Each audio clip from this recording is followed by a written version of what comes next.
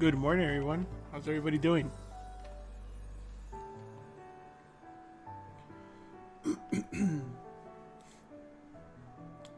Hope everybody's doing good. We'll get started in a few minutes. Just waiting for some more people to join.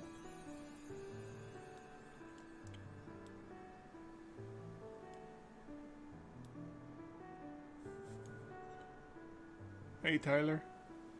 How's it going, man? Sergey, how's it going? Thanks for joining, guys.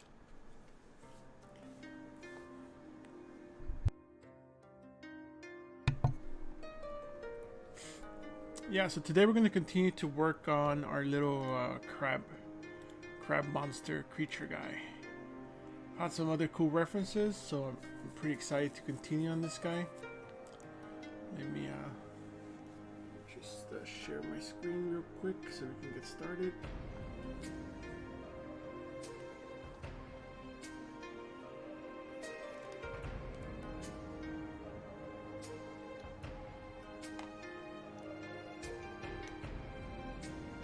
Yeah, things are good, man. Thanks for asking. All right, let me share my screen now.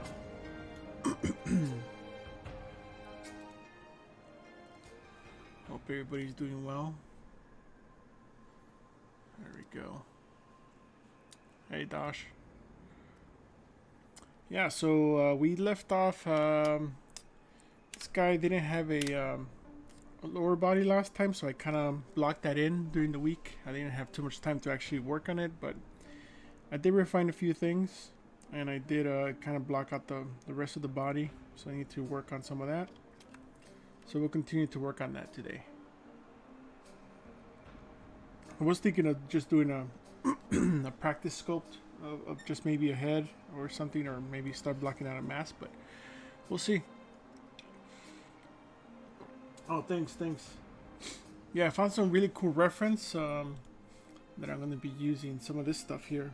So I found some pictures of some crabs that were scanned. So this really helps me kind of, you know, sometimes we over sharpen things, and things are sometimes in nature they're not that sharp. So here's an example of something that's a real thing. So it's going to be some nice reference. Of course, then we have our real reference, so we're going to continue to kind of refine some of the shapes. Still, you know, primary, secondary forms. We're not going to get too much into details because I'm actually thinking about retopologizing this. So, but we'll start cleaning up some of the things that are working and some of the things that are not. Hopefully that's good for everybody. So let's see. So what should we work on today?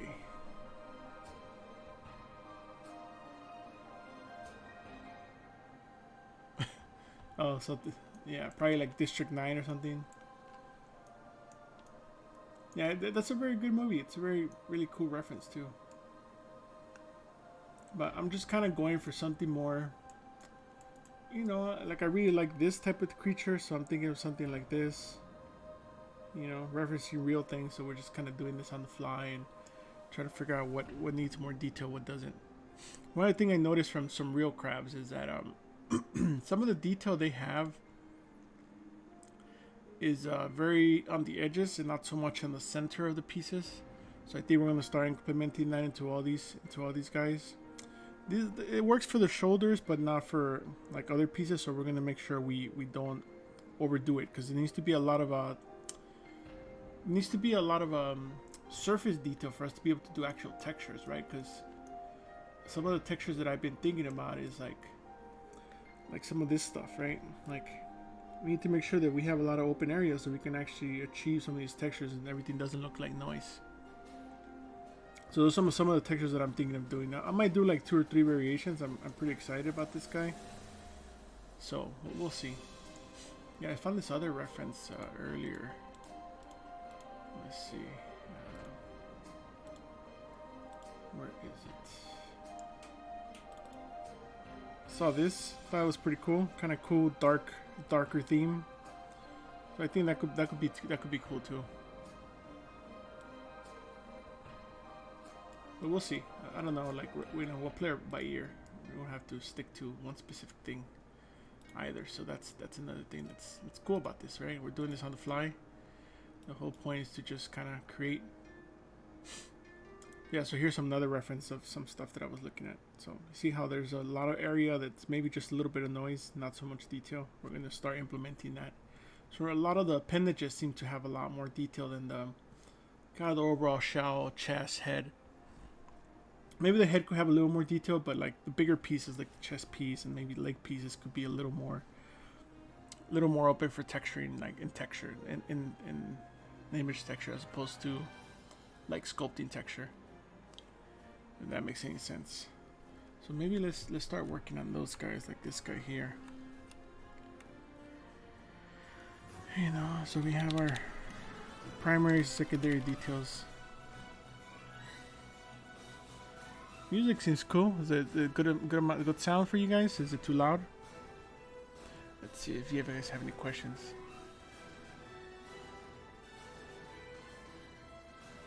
Yeah, that's the main thing, right? Sometimes you find your reference and then want to change things, so that's a nice thing that you can just do that on the fly now. We can kind of analyze that and be like, what do I like about that? What don't I like about it, and leave it off.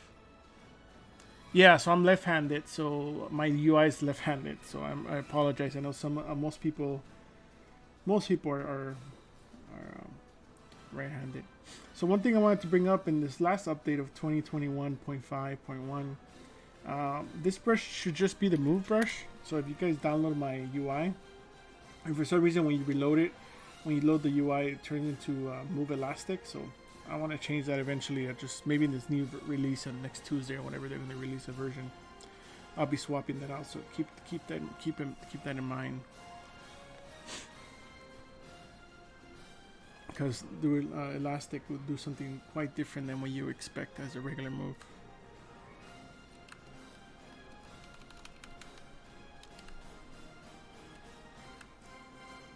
So here we're just gonna add a little bit more of interest, you know, a little more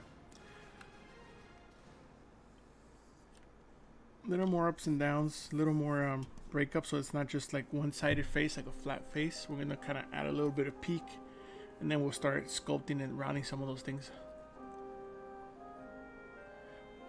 Well, it really depends, right? If you have a concept that's already done, it's much easier because you're just kind of following and moving through. You can figure out like, well, it took me about 20% in one day, so you know, within 5 days you can get it all done. But because we're doing the concept and sculpting and kind of figuring things out and changing things around, it takes a little longer, but it's still fun. So it really depends, you know, how locked down your idea is. For me, I'm just kind of we're just kind of doing this on the fly, like the theme of my streams are. So something to consider is that concept staging sometimes it's a little different than what you get in production, you know.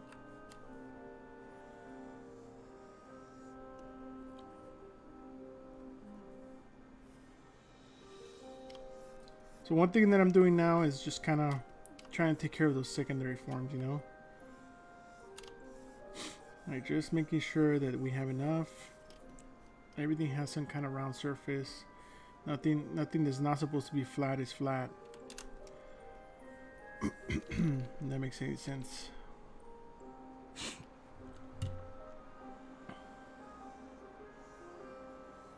Yeah, it seems like I always get allergies in the morning now on Sundays.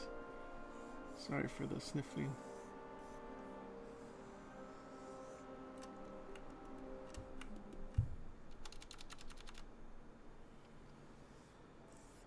Yeah, if you guys have any questions, feel free to post them.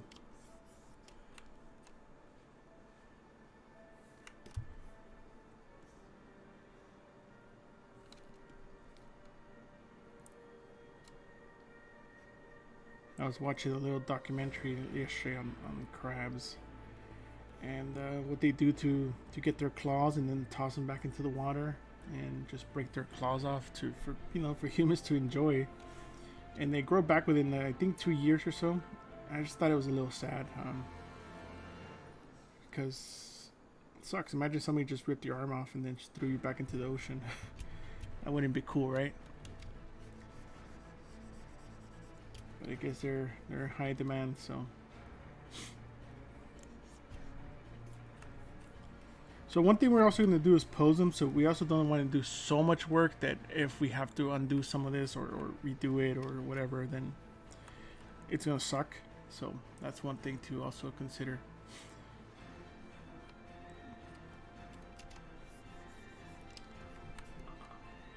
But yeah, that's kind of what's going on. So let's see. I'm gonna break this up into a couple more pieces here.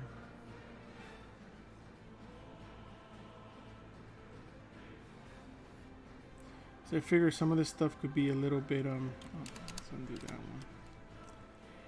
So let's make sure. One thing I also did, just to make sure it was looking cool, is put him next to a human. You know, this is kind of the scale that I'm thinking he's going to be. So he's probably about 6 to 7 feet tall, or 7 to 8 feet tall. So, you know, if a regular human is 6 feet tall, is trying to fight with him, it's going to be pretty hard for him to win, unless he's really fast and this guy's slow, something like that, right? But it's always good to see that. One other thing that I did too, that I was, you know, just kind of playing around with during the week is, let me find it for you guys. Is I did some test renders, and I think it's pretty important to always do test renders as you're going. So here's a test render that I did. Just more of a clay render, you know, just to see kind of like concept maquette style, you know. Just to see like what's going on, how's it reacting to light. You know, I didn't want to get distracted by detail, so I just kind of put an overall displacement on it that has brush strokes, just like a maquette would. So I think it's something important for you guys to do on an early stage, you know, if you guys don't already. Here's another one. You know, just kind of looking at his face, what's going on, what I like, what I want to change, you know. Oh no, these were Arnold. Unfortunately, it was much easier for me to just set this up in Arnold.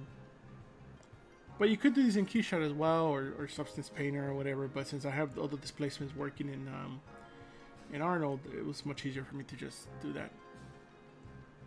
But yeah, it's cool. I think it's a good idea to just play around with this stuff. You know, like here's a darker one. I liked as well. Kind of shows you a little more moody. You know. I don't know. What do you guys think? You get to see if the character's looking as tough as you want it to look, or, you know, as menacing, if that's the way you're going for. It's Maya, so I'm using Maya, mostly Maya and Arnold.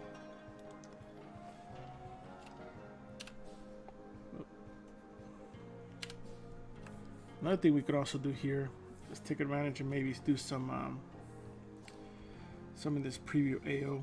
Haven't used this too much. I've been kind of too busy with other stuff, but it's cool to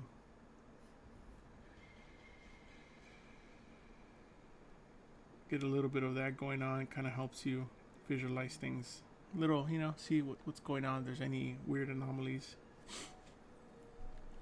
But yeah, let's continue with that claw.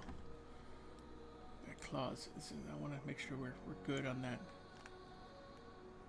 One thing that I also saw is that some of these crabs in between their appendages, like let's say between here, these transitions wouldn't be so dense. They would be a little more filled, if that makes any sense. So we're going to try to do some of that.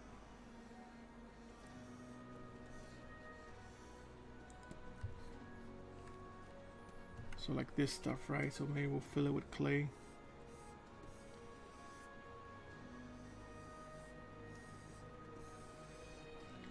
And from there, kind of do a little bit of a inflate, but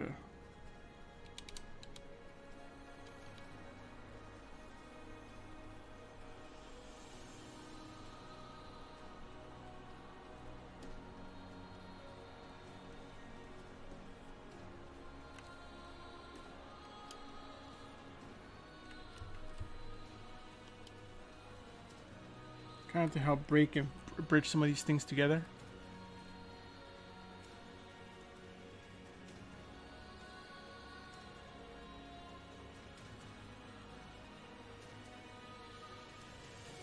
I usually always prevent that. If that's why this is still not the final topology. I'm not going to go super detail on this yet, like pore detail, but we're going to do all the secondary, maybe tertiary details, you know, like some of this stuff in between. Because once I remesh it, since right now, if you look at it, it's pretty, you know, Dynamesh. Could be denser, could be lighter, right? But it could be more optimized once we retopologize, and then we could put more detail on it before we start figuring this stuff out. Because I need to make sure I put enough supports for this stuff here, there, you know. See, like some of these guys, like I feel like, let's see, where's my move?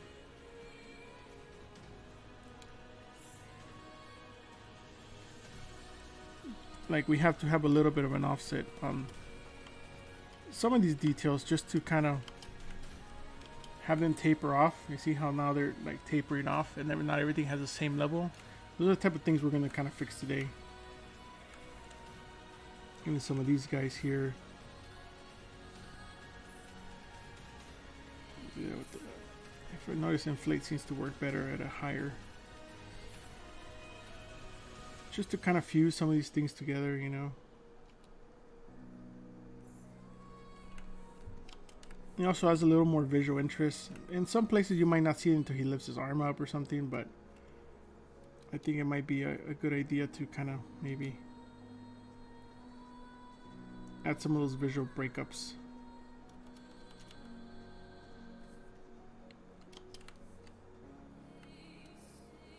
In between some of these appendages. And we can always try it on. If it doesn't work, well, it doesn't work.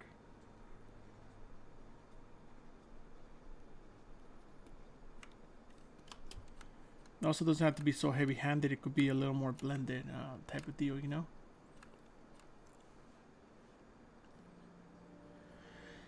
Well, when I'm done, it's probably going to be... Well, it depends. This guy has a lot of trims, so probably like 200K or something for the base, and then from there it'll be subdivided to the part it can be subdivided anymore. Probably level 7, a couple maybe 40 million or 50 million, depending on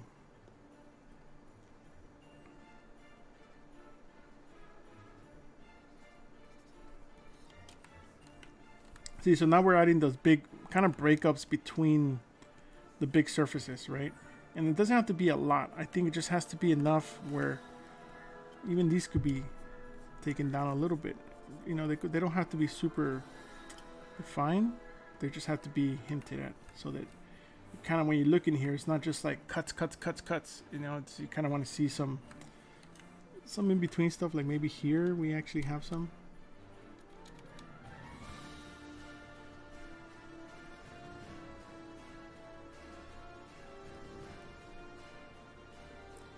Right, so look at that. I think that's adding like a little bit of more visual interest between the surfaces and what's flexible, what's not flexible, that type of deal.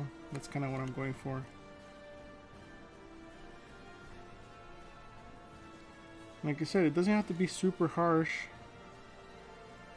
Like what I mean by super harsh is I mean like it needs to be like a little pimple. It could be just a little hint of it. Just in between all these appendages. So like maybe this guy has some right here.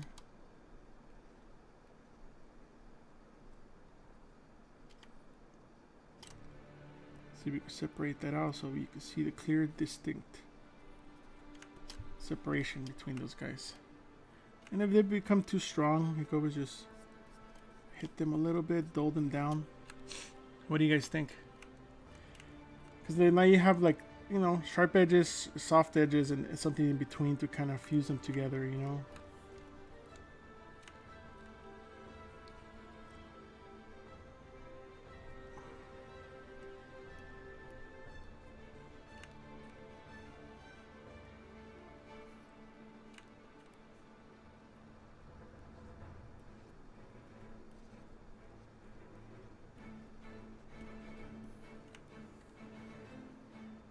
So like that one needs to go on the bottom part.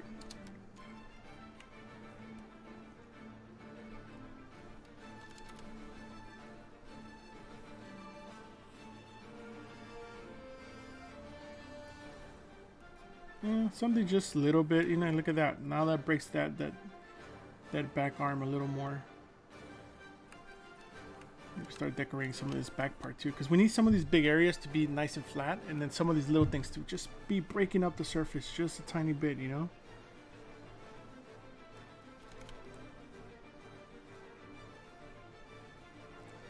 And of course it wouldn't be perfect circles, so make sure that you break those up a bit. Right here we can start breaking some of this stuff up.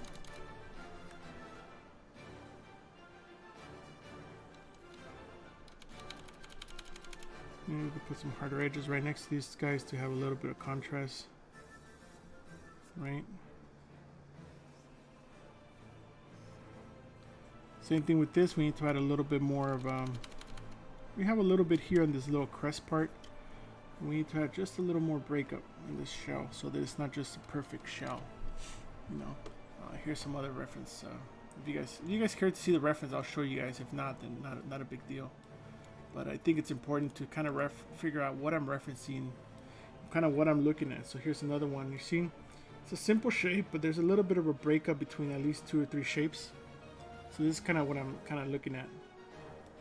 You know, we don't have to have those everywhere. Also, if we don't like them and they're starting to become a little too much, like here, maybe we just tone them down a little bit. But that breaks that surface up there. But let's break this shape up a little more. Yeah, maybe it has like something like this. Oh, maybe that's too low.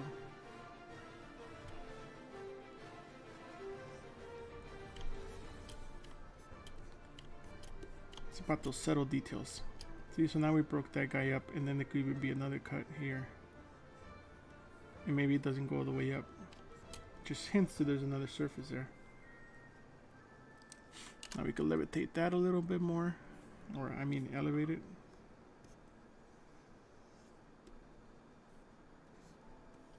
So now there's a little bit of a break up there. See, it's so small, but I think when you look at it from a distance, right?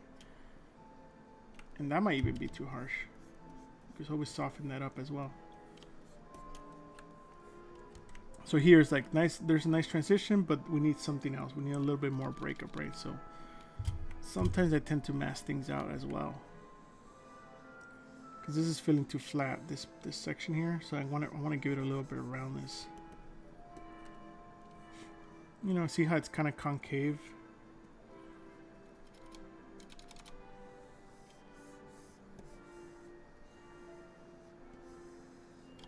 You know, soften it.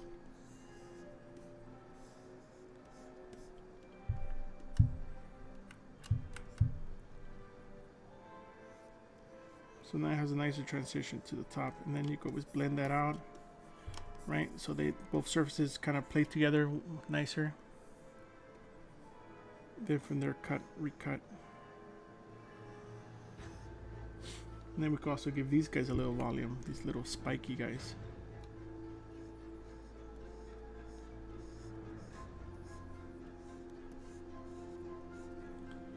So it's important to turn your surface because they're just flat. Now they have their own volume, they're kind of splitting off. And if you see that it's kind of becoming a problem, like just add a little bit of clay, soften it up, add more clay, soften it up.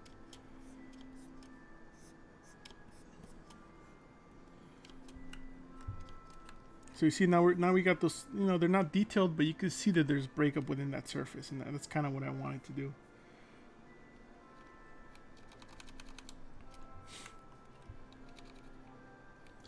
Then we can add some more little hints.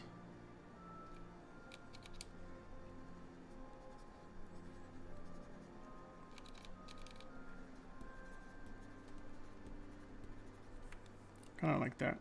It just hints a little bit of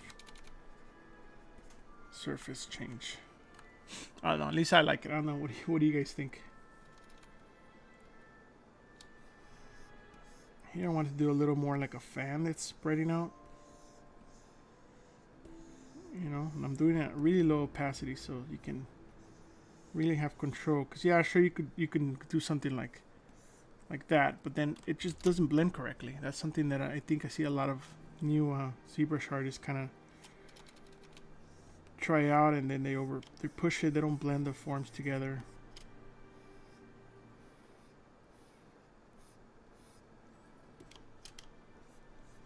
You know, so we got those out. Now we have to blend them together.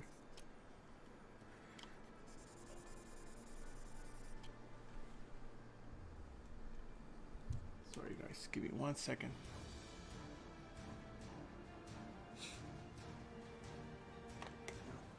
Let's see. Hey Walter, how's it going?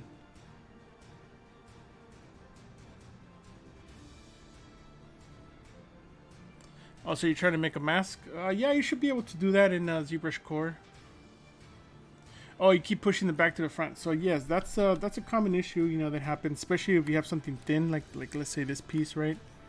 And you're like it's getting too thin, and you start kind of pulling things, like you only want to pull the back, and it's starting to pull the front. Or so one thing you could do is turn on mask backside. Back face masking, so that way it's only affecting the surface you're seeing on top. It's not touching the inside at all. So that's what I would kind of recommend for you if you have that problem. No, I just want to do some nicer renders. Like I want to maybe animate them. I had a friend ask me if he would be interested in animating this guy, so I was just gonna 3D print him and do some cool like clay renders, but he potentially wants to animate it, so I might retopologize it. It really depends, you know. Sometimes life gets busy, so there's no time to do some of that stuff. But we'll see. Right now we're just kind of concept sculpting, so we might not do it, but there's a potential. I know some of you guys were asking about how you retopologize something like this. So you see right here, I'm just taking care of some of those flat pieces that were just bothering me from the front.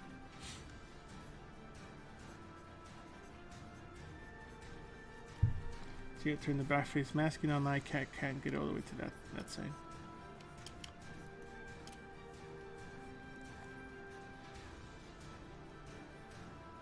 But just an idea. I don't know. We'll see. We'll see where this goes. You know, I sat in the back burner for a while, so we'll see what we can do. And that happens sometimes, you know, you have some ideas and some stuff just gets in the way, get too busy with life, so it's okay. So here, you see how now we're starting to get some form back here? Like it used to be very flat, so we're going to continue that theme down here. Like what can we do with this? Since these guys have to be a bit thinner, maybe he has to have a little bit more.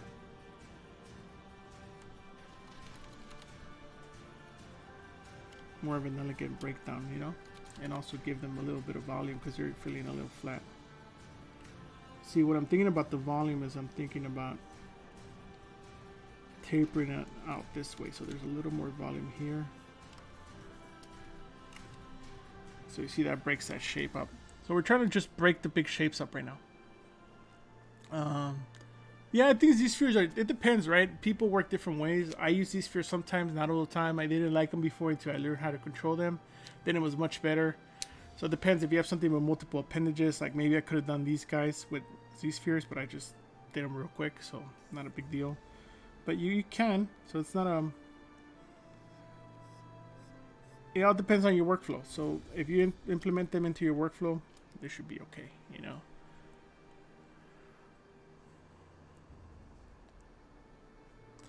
What to keep in mind from printing this stuff,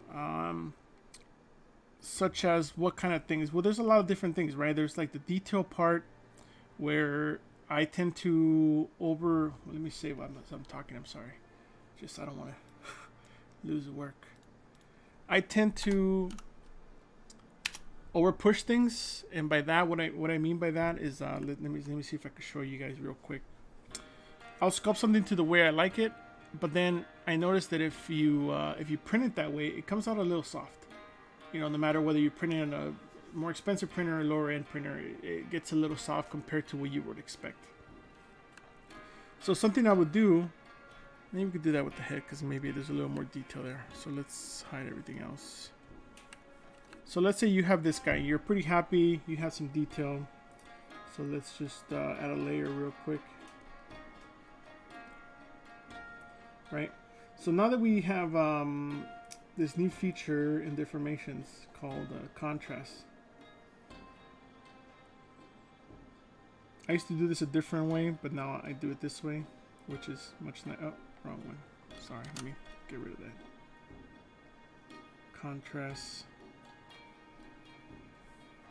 I tend to push that like twice, depending on the model, right? If it has ports, sometimes those ports get a little crazy, and even here, some of these things is getting crazy, so maybe just one time was enough, you know? So you'll see that if I turn it on and off, like things get a little ugly, or they get pushed both directions, right? In and out. So like if you look at the neck, it reads pretty harshly here. Even if I change shader to something more soft, maybe it's easier to see. You can see these lines become very, very carved.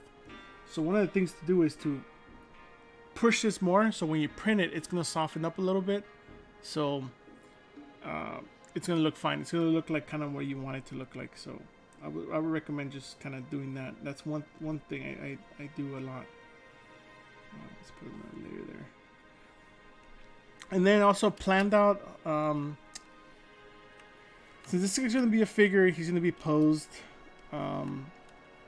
I'm planning of like figuring out like where are the areas of where you're going to have a natural seam, right? Like if I want to print this thing like 6 inches tall, no, 12 inches tall, just like a 1/6 figure. He could fit in my phenom. Sure, you could print him out as one shot, but it's much easier if you're going to cast and mold later to print it in key. So you'll print the arm, so maybe I separate them at the shoulder. Very natural seam, right? You have the shell in the back, so that could be separated. So if you separate the whole arm and you key it back in, it should look pretty natural. Same thing with the legs and the head, right where that little collar thing is at. That's kind of where I would cut them, you know.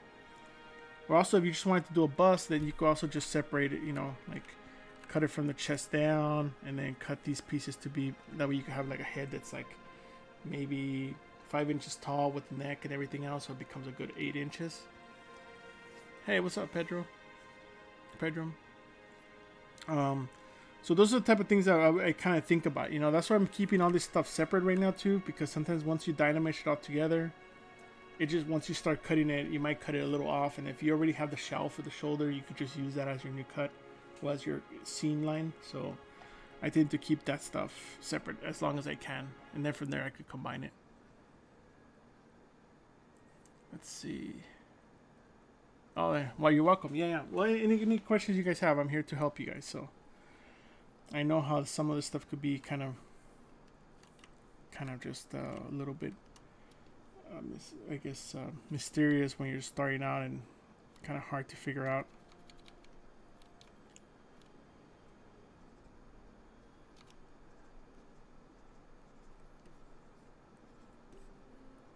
But yeah, I plan to take this guy to the printing for sure. So I'm adding some more of those little breakups since this area is kind of big, this area is kind of big, you know. I hope this makes sense, kind of me explaining this process. That's the whole point, right? You kind of see what I'm doing and why I'm doing it.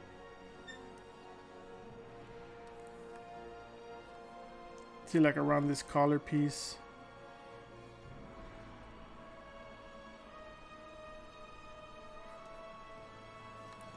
And this could be separated here. Not separated, but make it look like it's a shell, like the next, because it's snuck into. Oh, thank you. Oh, thanks, man. Appreciate it. Let's use that damn standard. Make sure we're in the right subtool. And my opacity is kind of low, so all right.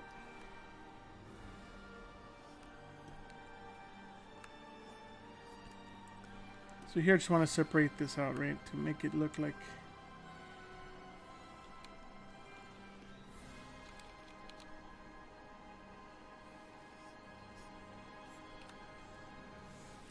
this has some depth, like it's a piece of shell that he can hide.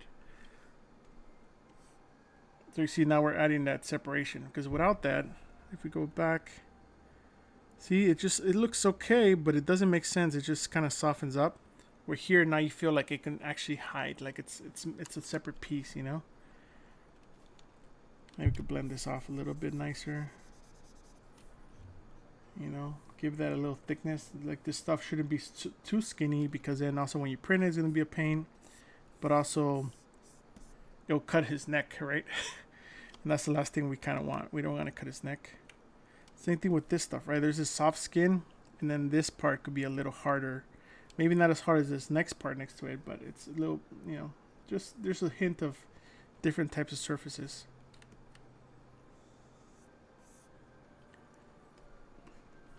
So we'll do a little bit of the same with this.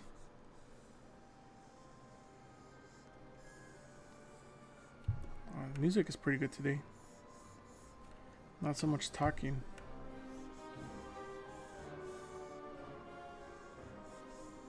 Sounds like some Harry Potter stuff.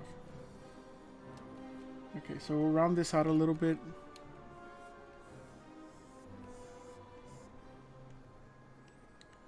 Right. And we'll blend this edge.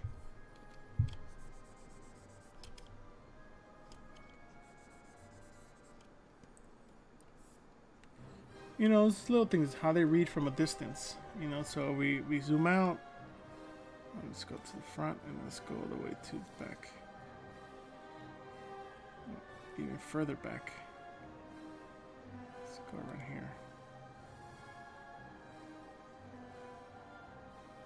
So it goes from nothing to having a little bit more definition. And that's kind of what we want. You know, just a little bit more. Let's see.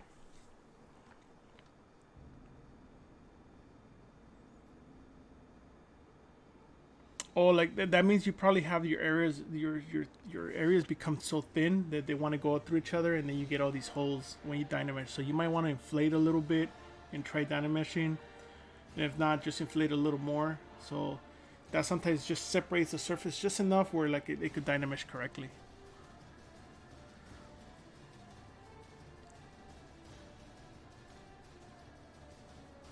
Yeah, that tends to happen when you get just real thin things, you know, like. Trying to think of something that's thin on this guy. Maybe this guy's. Yeah, like these guys were all just extractions, right? So if I start to use inflate too much, it might start pulling the front, or it might not. Depends. Sometimes it does, sometimes it doesn't. So you say you start getting something like that, right? And we try dynameshing. It might be okay. But sometimes it starts to get a little weird, right? But sometimes when you do when you have something like this on your model, it'll tend to do a thing where everything looks like it became wireframe. I would suggest just what I mean by doing the inflate, just tap it a little bit to do an overall inflate with the deformations. Like just do like literally type in like 1 and then try it. Or type in 10, depending on the size of your model. Hey, how's it going, best ever? But yeah, I think if you do that and then try dynameshing again, that should take care of a lot of those things, which I know could be super annoying. Okay, so we're gonna correct some of this shoulder stuff. So as we're going, you can see now there's little visual entries that kind of break the big surfaces up. So we're gonna do something with this because I don't like the way the shoulder's looking. Look at some more of our reference. Yeah, I found some really cool reference for the claw. So I'm gonna do some of this later, you know, where we add a little bit of kind of serration on the edge. But yeah, shoulder wise, let's see. I want to simplify that surface because I think it's becoming too noisy as well.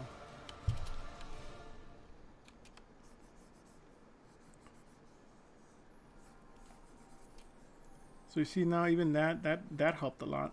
But now we can simplify this and then maybe start doing our trick where we have repeating, kind of like what we have going on there. I think that works. So we just need to do that maybe here at the bottom or at the top. We'll figure it out. Hope that helps, guys. But yeah, keep the questions coming. I love answering questions.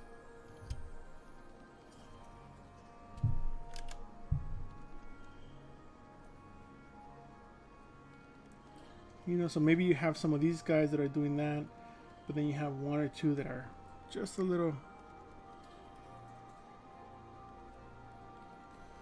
sharper. So I see that. How's that reading? So let's go back to the original one. The original one is way back here. Right, so we go from that to that. See, that reads a lot better and gives you more room to paint.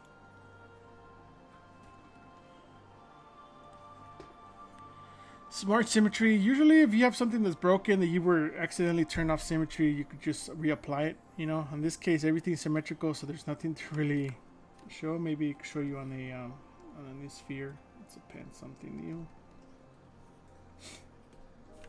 Let's see where that's at.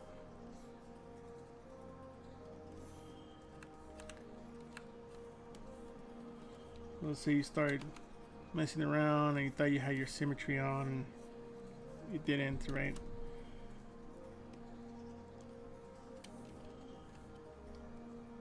So let's go lower on that.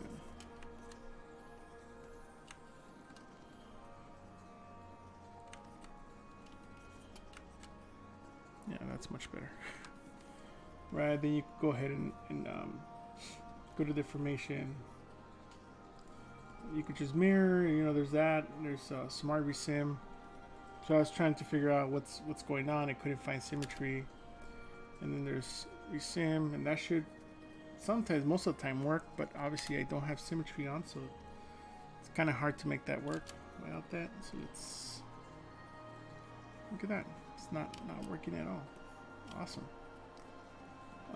So sometimes when you have that issue and it's the model that's already close together, you could do a few other things. So let's go to geometry, modify topology, mirror and weld. Mirror and weld tends to save everything.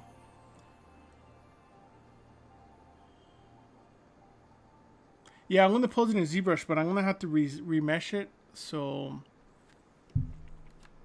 let me just get rid of the sphere. Sorry. I'm gonna have to remesh it. I did remesh. I think the only thing that's remesh is the head, because that one we had worked on a lot more, and then it felt like it was in a pretty good spot. But the rest of it, as you can see, is just Dynamesh right now. So we will retopologize it, remesh it probably, or either auto, or I'll do it by hand. And then from there we can pose it, because this is way too dense, and if you try to do any soft masking or simple masking, sometimes it just becomes very difficult because it's too dense, right? So that's one thing we want to make sure we're aware of. So let's see, what else are we adding here? Let's continue on some of these guys here. So we'll do some of those guys down. And let's start adding some of that stuff down here.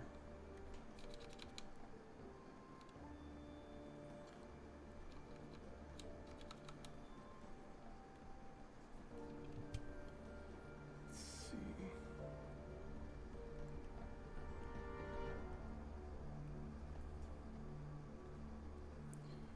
So I'm mostly doing that to the small pieces, and this piece needs some clay here. Needs more breakup as well, so we'll break that guy up a little bit more. And you know, this is just my way of designing. There's many other ways, so if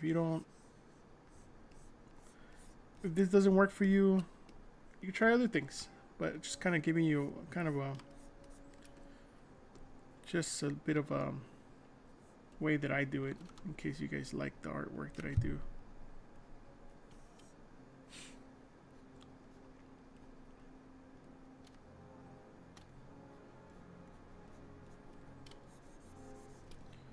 We'll give this guy a little bit more breakup. And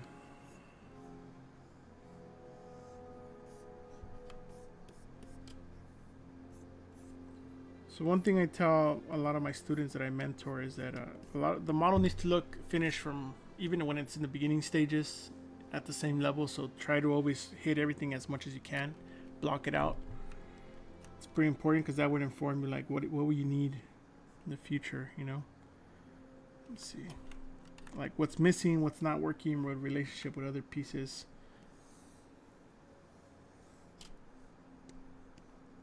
So right now we need to break this up. You see this long piece, it's good, but it's not the way anatomy works and the way maybe this limb should work. So we can start kind of breaking that up.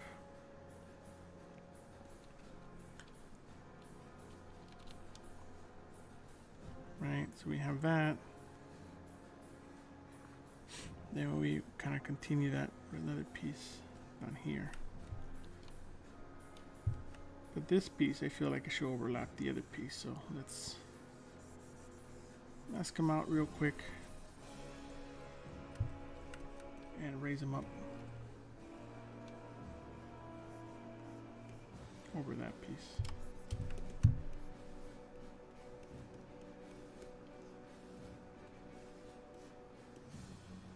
And also maybe get a little volume.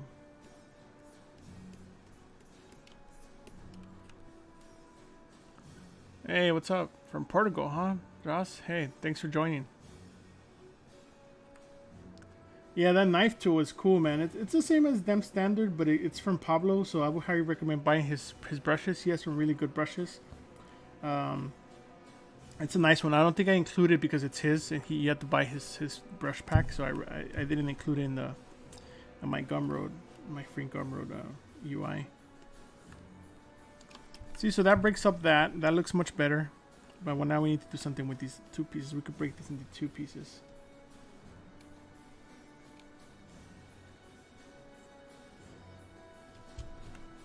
You know, maybe this is the piece.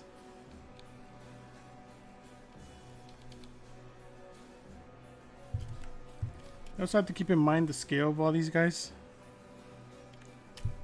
I was like, what happened to my chest? It's gone. Let's see, for many beginners, it's difficult to model organic.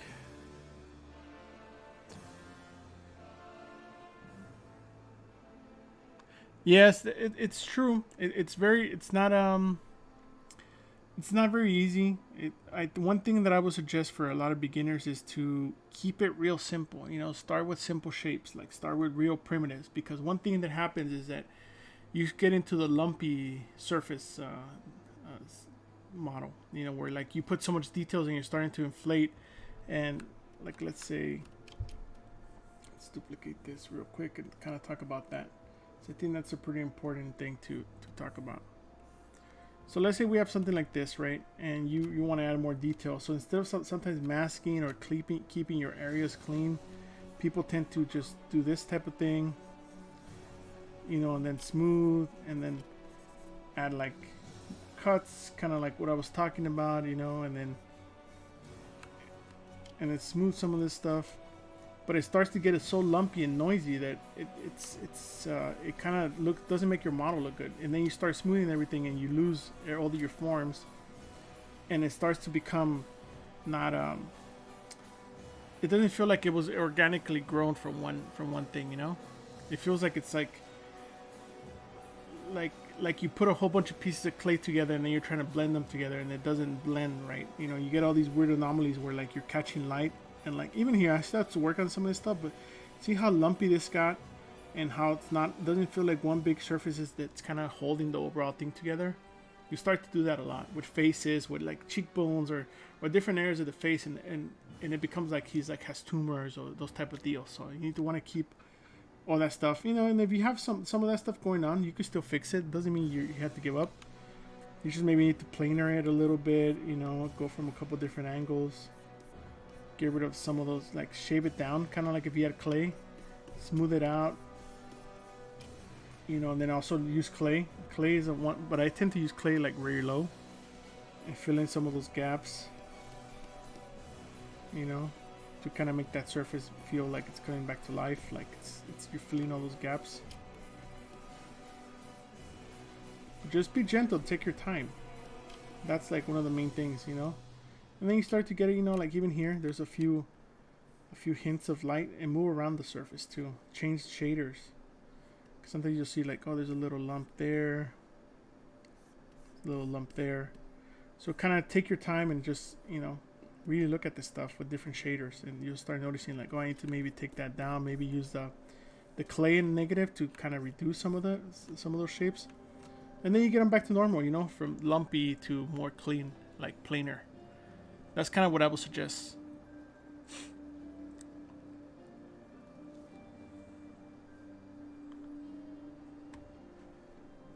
Let's see what else. So that's one thing, right? That's not a big deal. That's one of the major things I think that happens. But let's go back to this. I like this because it's very contrasty, and it made me look at this stuff here that I have that I need to clean up. Like, we added those little lumps, and now these became kind of a problem because they don't read correctly.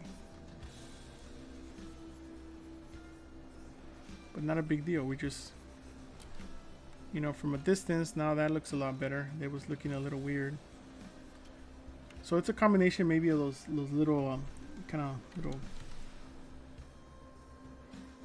edge breakup things to having like this extra little flex stuff that I had. And maybe this little flex stuff that I have doesn't need those little nibs. And it could have a little hint of an edge.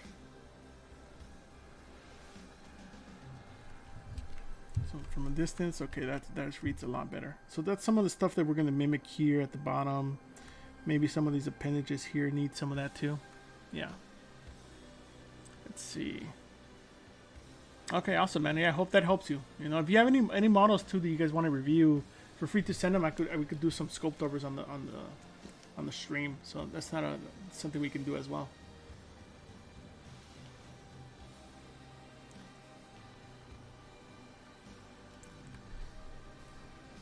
Okay, so let's continue here. Well, let's save. So it's good to save. The last thing we want is crashing. So we still have about an hour, so we're doing pretty good.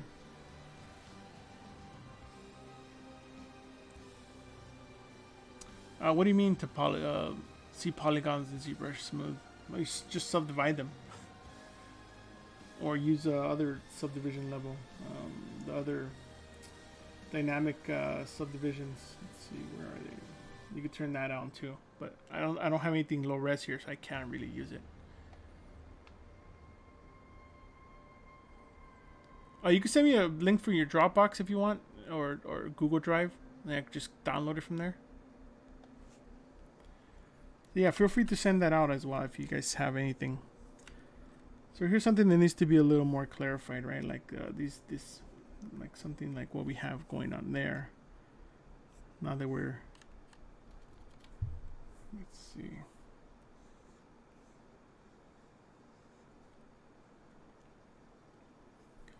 You know, so we have maybe a little bit more accordion stuff going on here.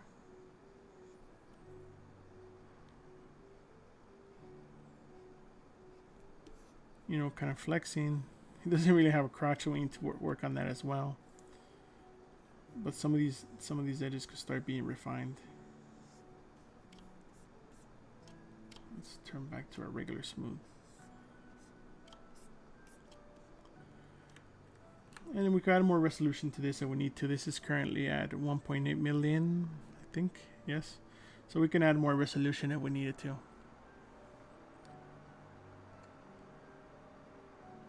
It's okay, we all start somewhere. I don't think my stuff looks great either, so just think about that. I think I never think any of my stuff looks great, so. So here I'm just thinking the ways I will cut this up.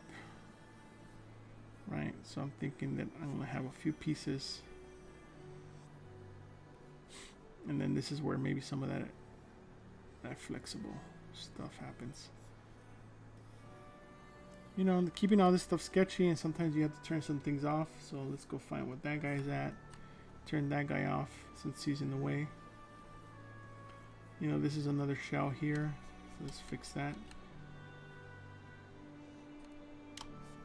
Smooth that. So maybe this guy needs to come out a little bit. He's kind of like an in-betweener. Kind of a little bit of a protective shell, right? So let's smooth this stuff out. Give it a little volume because it's feeling a little flat. Smooth it out.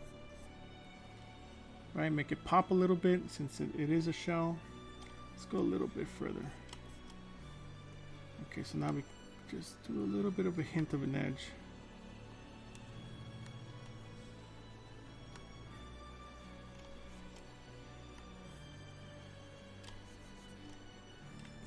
See, so now that feels like a separate piece. And here's where we can have some more of these little bubbly things, like in this area.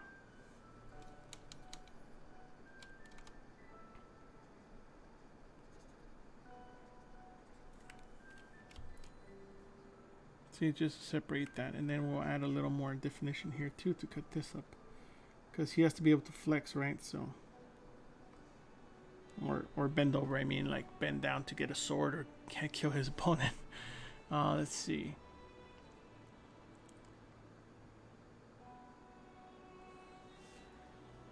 Red cement.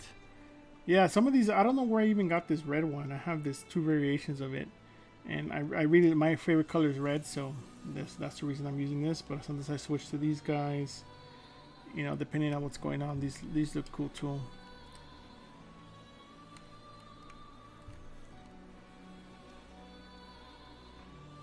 This one's nice too. So it depends on the mood or the character. But since this guy's a crab, I like this one. Not that he's going to be a red at the end, but you know. So here we're going to separate this out a little bit more. So this is where there's more of those little flex points.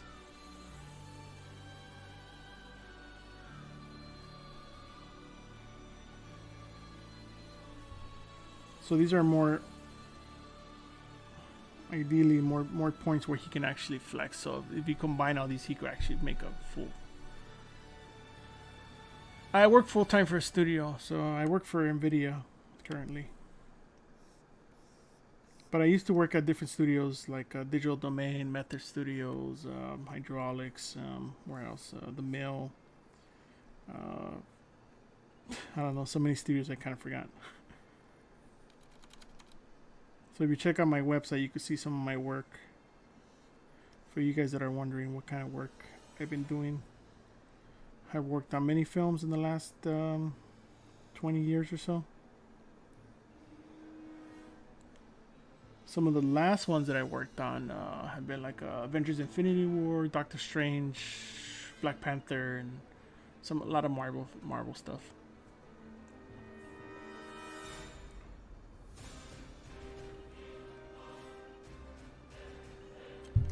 So here I'm still trying to find some of the bigger things, you know, like some of the bigger cuts. Kind of going with a flow, so here we're probably going to separate this to be like a bigger cut so he can actually bend over more.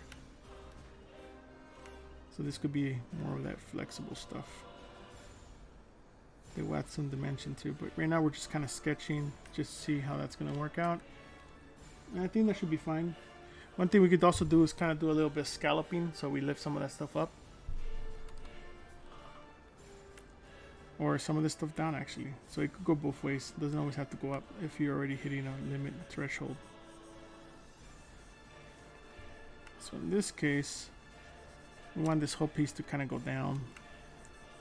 Just so there's an offset. So if he were to bend over or do some stuff, he can have more room to kind of do that stuff. So let's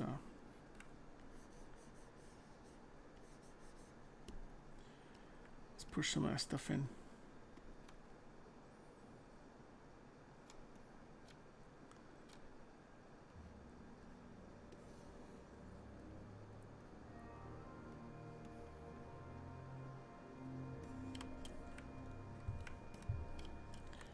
You know, we're trying to keep that shell look, so we'll probably do a little overlap here just to make it look cooler. You could probably invert that mask and then pull some of this stuff out. You know, so it's not such a linear cut. There's a little bit of a, and also round that off. we were saying earlier, a lot of this stuff doesn't have to be paper sharp or.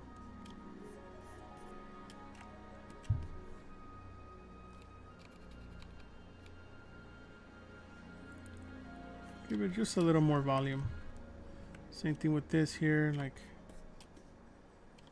it's going on, give that a little more volume.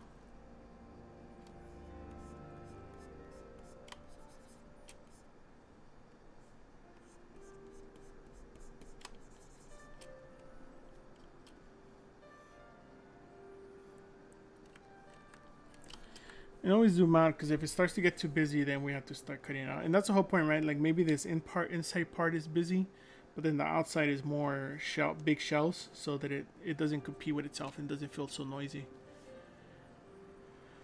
Let's see. Stain surgery. I have done them. I'm planning on doing more. I've been busy with work and other life with my kids, so. But I'm hoping to either do Wednesdays, like Wednesday nights, or maybe potentially even Saturdays, but I'm not sure like what's a good time slot. So far I've been doing Wednesdays, like toward 8 p.m. So PST. So I'm potentially going to do some more, but we'll see. You know, if there's interest, I don't know if you guys want to see more of this type of stuff. I tend to go over other workflows like Substance Painter and rendering and Arnold and other things. So yeah, if you guys like that, let me know. I could definitely accommodate if you guys think that's cool and you guys want to see more.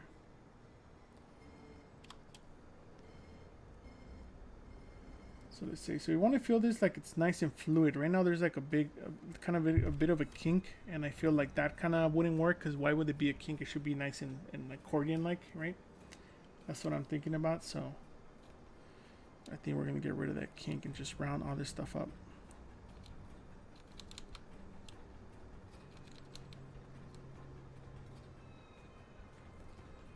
But yeah, I'm planning to do more. I want to really help, you know, people that are beginning out.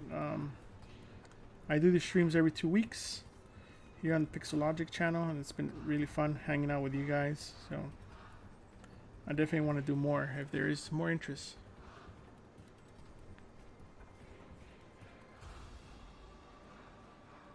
No, I do a little bit of everything. So I do from sculpting, from concept sculpting to the final model. So we topologize, UV, render, texture, displacements, or all that whole gambit. So that's like the more production type of style stuff, you know. Make sure that everything's working for animation, for groove, for all the other departments. But for this, I just do more fun 3D printing stuff, so that way I could avoid doing all those pieces that I do at work all the time, or that I used to do when I was doing effects. So let's see. So this is kind of cool, but I think we're going to need something else in the middle. It reads correctly from here, but I don't... You know what? We're just going to erase it. How about that? We're just going to change this up.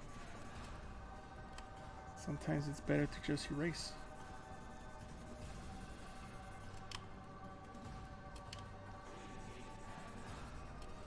Because sometimes things aren't working, or they could be better. I feel like maybe this needs to come out more, because it could be a thicker limb.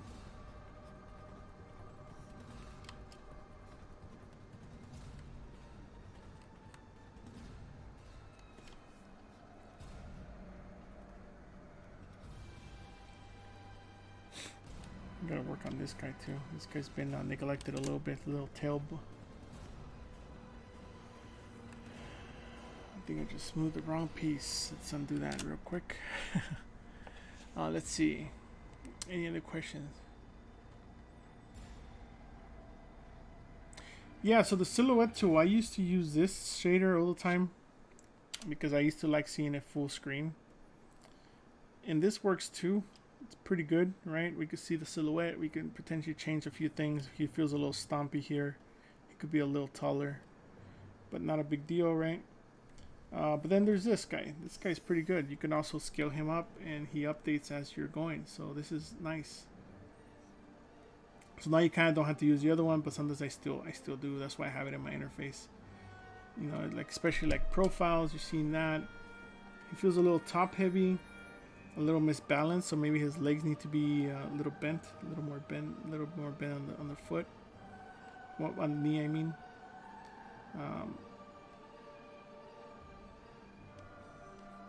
Yeah, it feels a little short to me, but we'll see. We can still maybe adjust his legs to be a little longer, you know, since crabs do have kind of long legs. But this is the nice way to do it. And then if you don't like it, you could just shrink it. You could just click and shrink, click and move around. It's pretty nice, I think. It's a nice little feature they added. But yeah, silhouette's super important. I think I'm constantly looking at it, kind of like at a glance. So even now, like I think like the model's looking good, but we need to change the legs. The legs need to be longer and taller, you know. But as we're going, we seem to be going from the top to the bottom, so we'll continue to kind of address that as we're going. Let's see.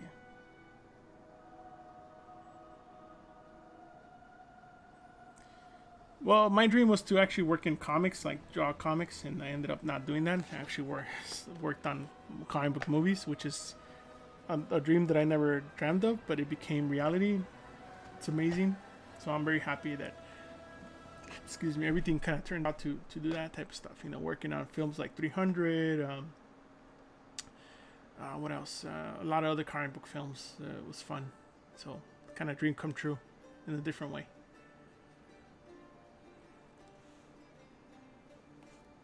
Yeah, it's a really good feature, right? And I think you're going to change this and shade it to something else, change the shading to it. I forgot where thumbnail. Is it this one? I don't remember where it's at. Let's see. For some reason I thought it was a thumbnail. Yeah, it is actually. So you can also change the color to be another color, you know, if I want it to be red or some other color. You can, but white seems to be pretty good. And then you could change this to not be silhouette. You could have it be the same shading, which is cool. You could turn it off if you don't like it. Change the size, magnify it, you know, if you want it to be full screen. But obviously that's pretty good. Or even that. Just have it there in the background so you can always see it. Yeah, I have my own 3D printer, so I have a few. I have like the Posable Phenom, which is a large format printer where I print a lot of my mask and other helmet stuff. And I have like other, like the Lego Saturn. That's a pretty good, nice printer. I have the Form 2. There are liquid resin, and then there's a few. I have two other ones that are more filament based, like the CR10 and Race 3D. And those are great for, you know, prototypey stuff as well. Yeah, customizing. So you customize it. I think I got it once where I changed the shader to whatever other shader that I want to, but I think if you just keep it simple, it's probably the best, you know. So let's continue on before we derail onto something else.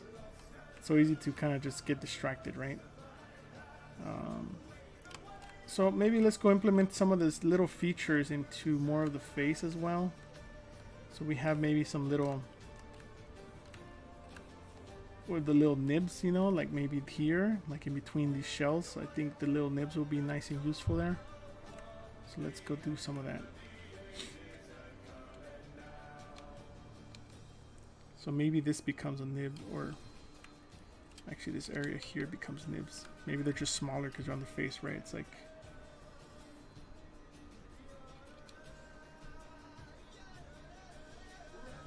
so that way we keep the theme going with these little nibby things. Maybe some more back here, like maybe this whole thing becomes a nib section. So let's maybe clean that up a little bit.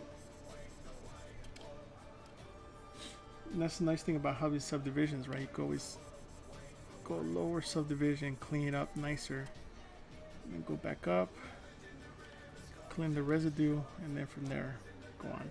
So I feel like this is a little plate that needs to be adjusted. So let's go a little lower and clean that guy up.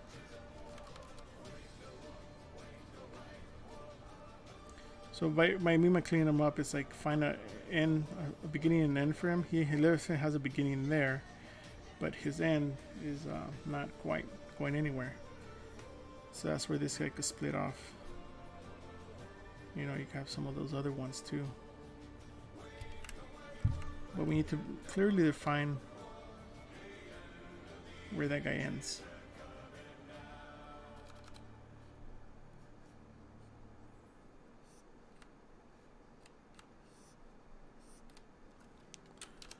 So let's define what dam standard, because dam standard is a little softer. Right, and then, oh,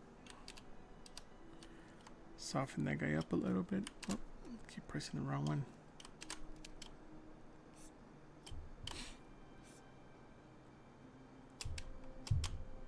Oh, that's interesting. My smooth became dam standard. That's cool. Let's see, smooth stronger. That's fine. There we go. That's fine. It could be strong. Sometimes that happens. Not a big deal. Just want to make sure that you see a border here, you know. Let's see, those little guys were more like these guys here, so we'll add a little bit of those guys and start integrating those little nibs too, right?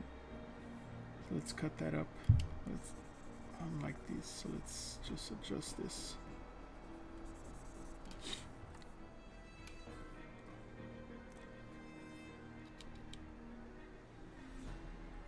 So sometimes you find that when you need a little more resolution, you should go a little higher. Let me just change something here in my atmosphere.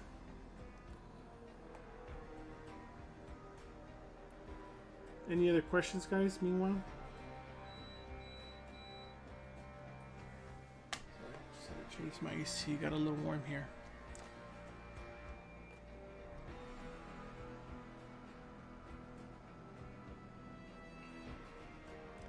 Sensible Phantom. I don't know what that is.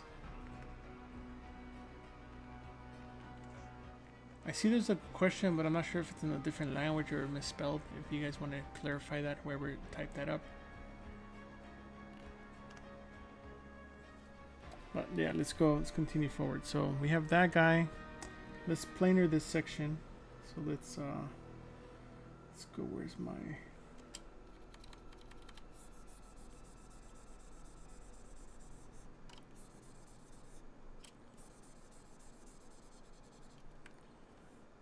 Right, so there's that section.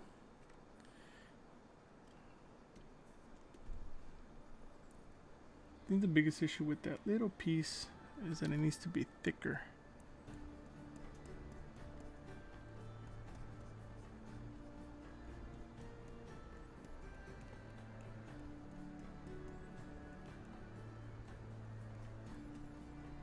Right, so we're a little thicker. Make sure it looks good in a couple different levels, higher. Yeah, it's looking pretty good.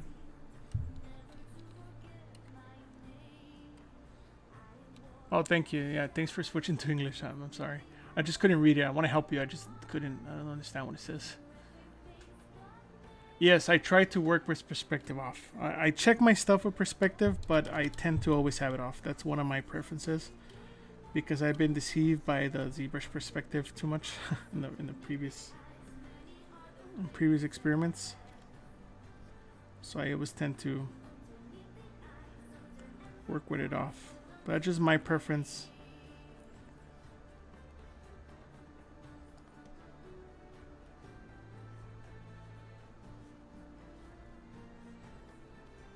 I feel like it needs to have something coming down from the center. Right, so maybe a little more flexible stuff. That seems to work okay, and then we'll give each one of these guys a little edge so they could feel they're raised up. And here, of course, we're starting to run out of resolution, so that's why we're seeing this little artifacting, but not a big deal. It's such a small detail that just kind of hit it with smooth a little bit just to tone it down. Right, but now we're having some of that. We're starting to integrate some of that stuff. So here,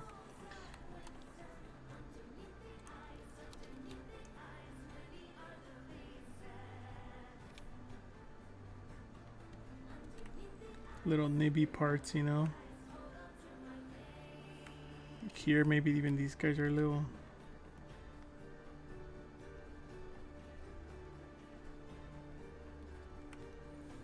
See, that helps break that up.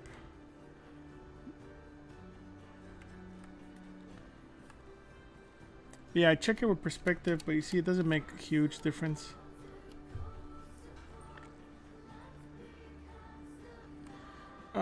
Actually, I don't know. I don't usually use it. I think it just remembers your settings, but since I don't use perspective much, I kind of ignore it. Let's see. Yeah,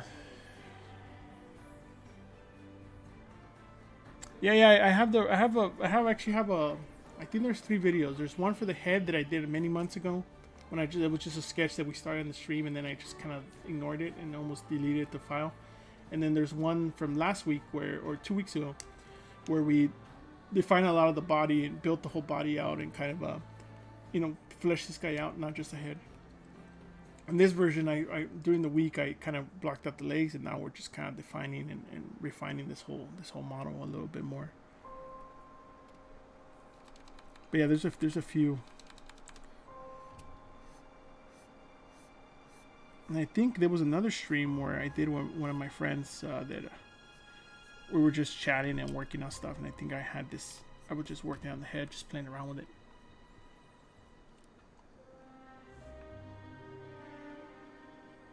You can, man. You just gotta keep trying. That's the main thing, right? Never give up. It's all about practice. Practice, practice, practice, you know. Even if you look at this, we had the one from the first session, or from the session 2 weeks ago, where the head looked very different, and we were playing around with it, and we actually ended up going back to this head because it looked much cooler. So sometimes you just explore things and they don't work, and that's fine, you know. That's something you have to just kind of remember. Let's see what else.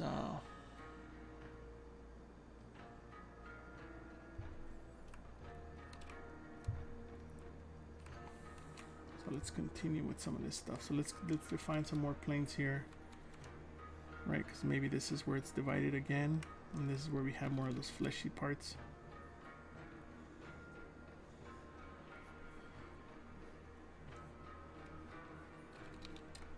Push this up a little bit.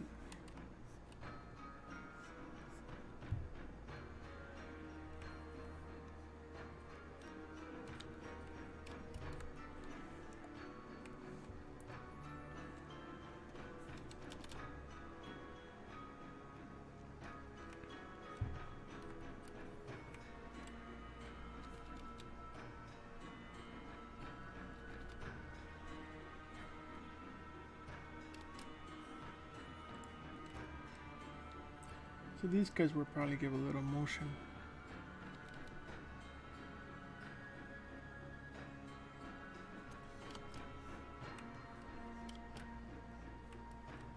Yeah, I feel like they're too much. We could just smooth some of them out.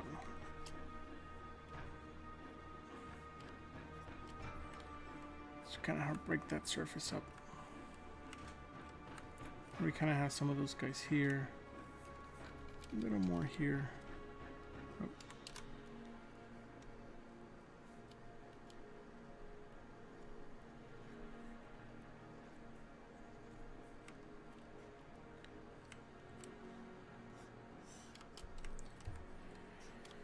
So let's continue. We're going down, right? So let's. One thing I want to add, maybe a little more volume here, because now since everything's getting thicker.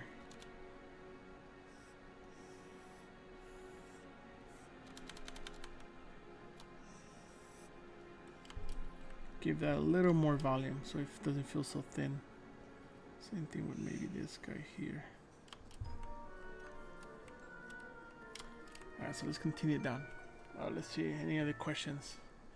Oh, thanks, man. Bular Jr.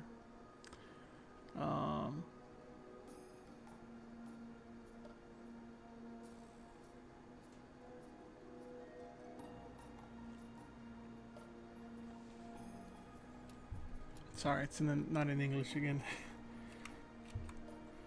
So let's work on this leg part. This leg part is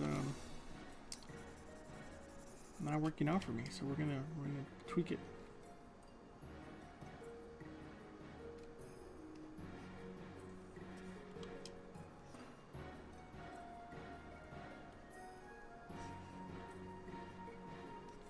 So I think it could be that just the volume is maybe slightly off. You know, that's fine. We could adjust all these surfaces. That's what they're for. So maybe also, so the way I created these surfaces, let's make sure we have nothing masked. Right, so the way I created these surfaces was kind of just going in here masking. And I think we need one for the inside of the leg, which we'll create now. Then I went to extract, tested that out, looks fine, not a big deal. It's too much, right? But what we do, one thing I do is smooth all the stuff out.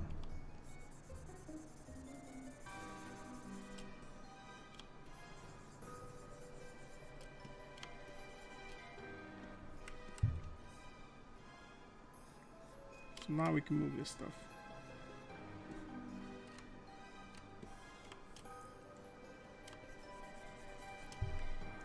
So maybe that's what I needed. It just needs another piece. It was just exposing too much.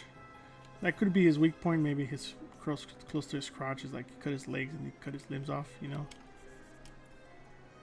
But I didn't want that, so maybe we could push that actual skin back in just a tiny bit. We got to work out what's going on here so we can move on. Let's see. So we want to start cutting some of these pieces, right?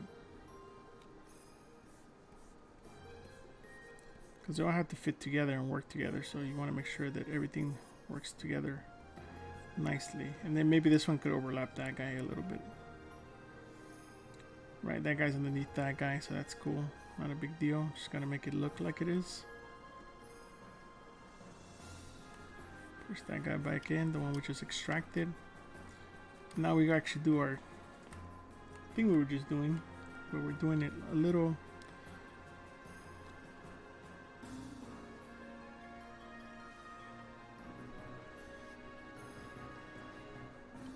higher.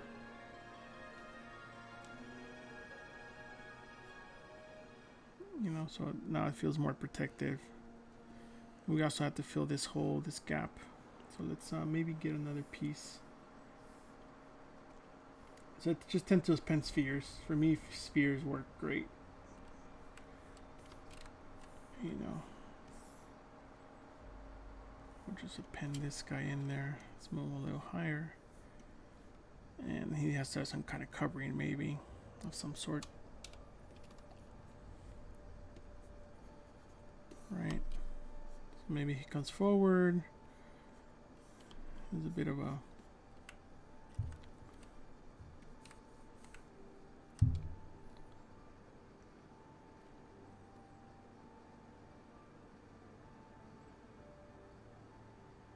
well, thanks, man. Thanks, Curly's.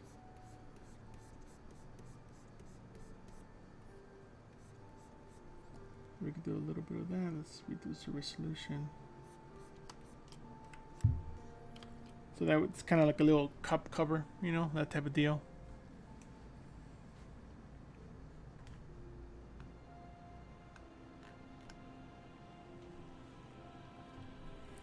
So that kind of helps cover that. Let's define that a little nicer. A little bit, a couple edges. Right.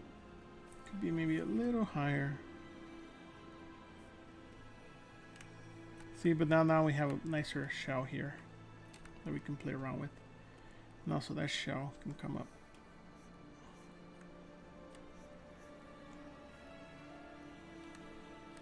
A little higher.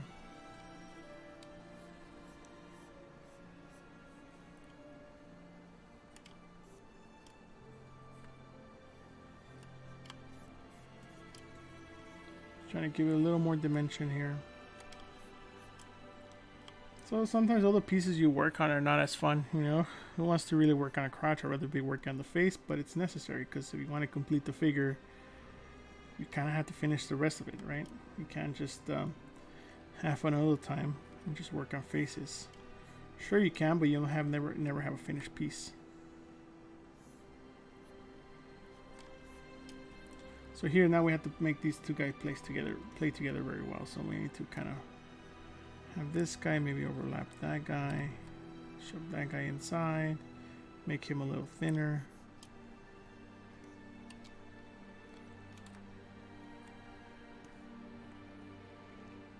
You know, leave a little gap between them as well, like a little bit of a triangle gap.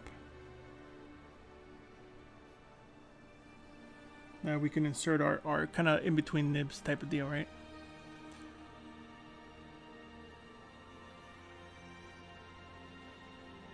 Yeah, it has 256 gigs of RAM.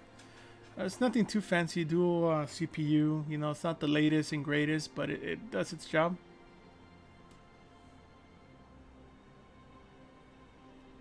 Yes, I definitely think it's something you could definitely do something in ZBrush Core for sure.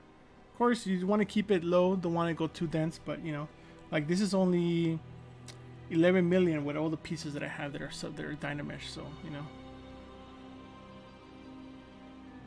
What I mean is like if you don't do all the pieces that you don't want to work on, like crotch, like you know right now maybe that's the most exciting to work on the leg area, and most people want to just work on the head. And then if you just work on the head, you're never going to have the rest of the model completed. That's what I mean by done.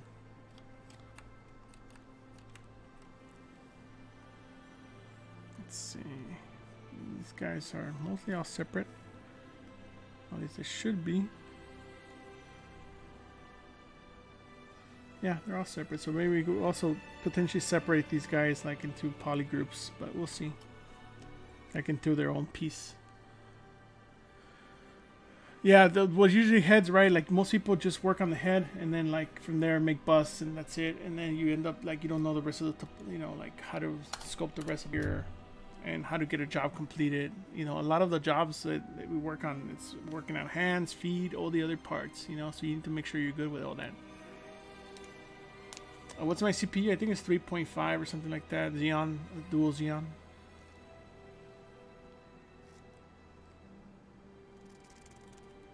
I don't mean to ignore your question. I just don't know what it is. Yeah, 256. I have different machines, so sometimes I work. I have I have two laptops. I have one that had only 32 gigs, and that works pretty good until a certain point. But overall, you could do a lot with that. Even 16 will be pushing it. 32 would be recommended. I have another one that's what is it called? 64. That's pretty good. You know, 128 is good. 256, of course, is nice. But it's mostly from when you have lots of programs open, you know? So that's one thing to also consider. Lots of programs that are open.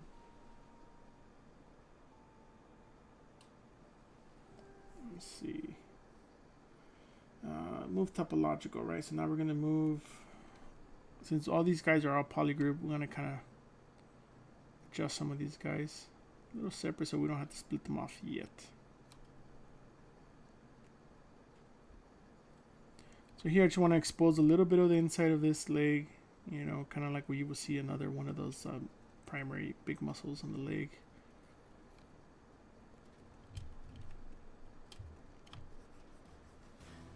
Want to make sure my edge is clean. So would it be my edge is clean, and kind of I guess maybe that goes back to something that some of you guys were talking about earlier, is getting rid of the lumps. You know, like. So that you have nice clean surfaces to scope with. So you kind of go from every angle and then like kind of just like rebalance the force of the surface, you know, or the overall surface. So it's nice and clean. You know, of course in many areas, some areas need to be adjusted.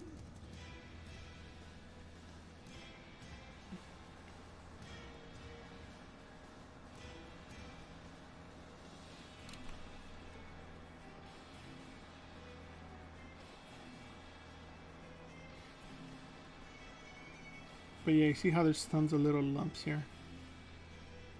Sometimes it may be easier to see here. Maybe if you go here, you might be able to see them there if you can't see them without that. But I tend to kind of see them here and see what's going on. So I'm just cleaning that edge up so it's nice and sharp and it's one continuous surface. Then we can switch to the next one and do the same thing with that guy. You know, this stuff takes time, so you block it out very rough and then you continue to refine it as you go. And that's one of the things I think sometimes people give up as they're refining and refining. You stop refining everything. You only refine one section, and you give up because your model is not looking so good from everywhere else. It's a common mistake, especially when you're starting out. You tend to do a lot, you know.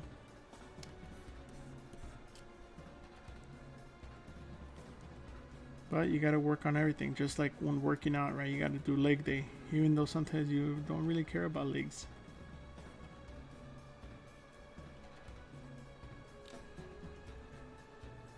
But yeah, it's a matter of just kind of constantly keep turning the surface. See, in this case, oh, that's awesome. That's because I have that guy.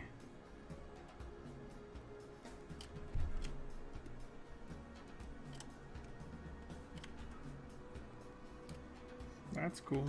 Something happened with my masking mode. I can't unmask.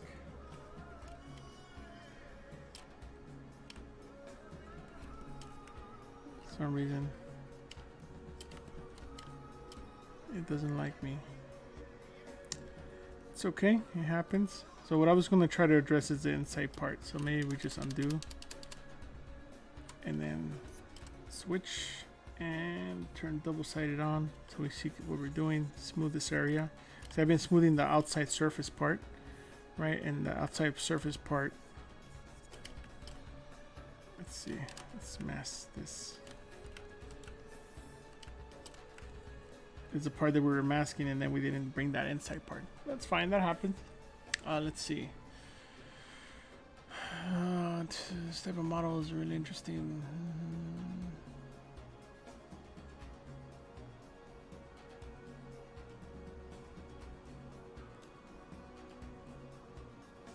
Oh, thanks, man. Yeah, let me post some links. I haven't posted any links in the last since we started, I think. So let me post a few links to my Gumroad so you guys can download this UI. But thanks for the follow, appreciate it. Yeah, I'll post a few things. Oh, gotta get rid of my pen. I'll post a link to my website as well. You guys want to check that out? And my Instagram. Let's see my Instagram.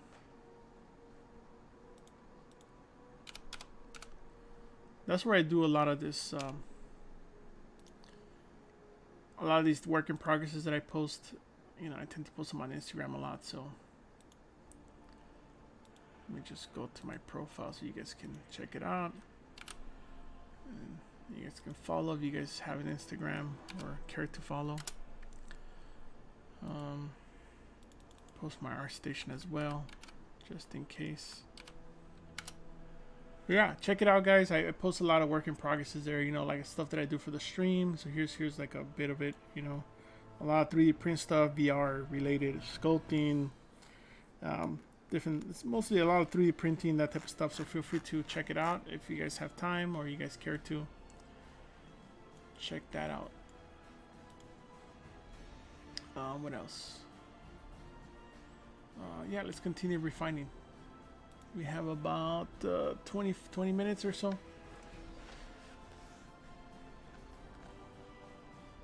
I got a coffee waiting. Oh, thanks, man. Yeah, usually I also have this. Just buy me a coffee. Some people are nice in when I upload stuff on Gumroad, they'll give me a little donation, which is cool. You know, I think it helps. It helps for kind of equipment, you know, need a new webcam, need something. It's nice to have a little bit of tip.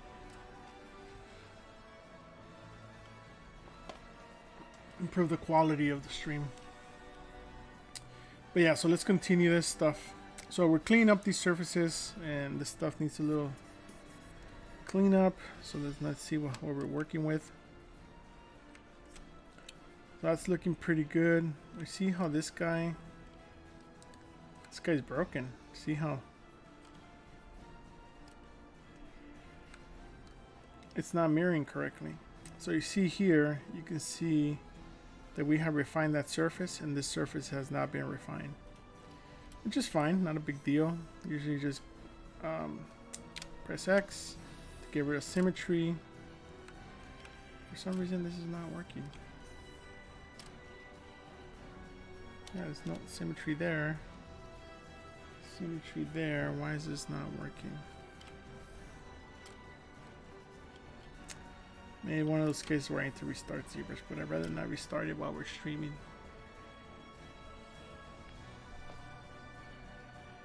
Oh, that's cool, man. Bakersfield, huh? Nice, cool. Maybe, well, if I ever up there, I'll maybe hit you up. Oh, dang, that's it.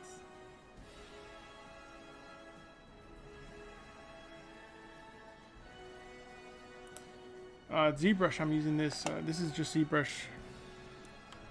So we have to keep in mind that I guess the side that's working is this side here, which is not a big deal. So we'll continue to work on that.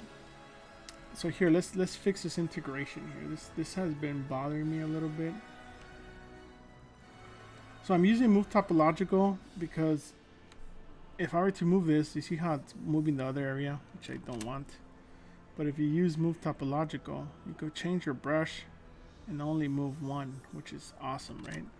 That's a big tip for a lot of you guys that don't use that brush. It's a very, very nice brush.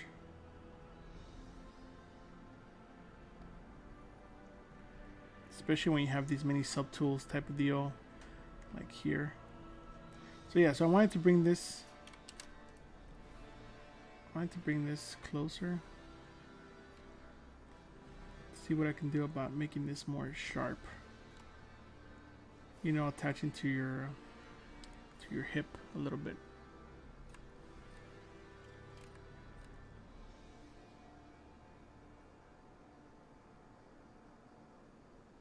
Yeah, it's good. So yeah, kind of hello from Argentina. Hey, how's it going?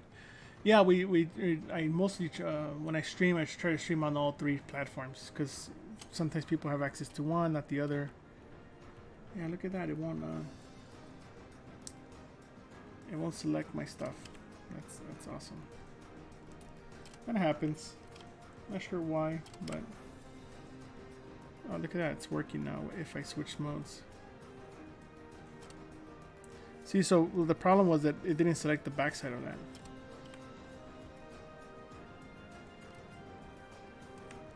So I just had to select these extra little bits and that little bit there.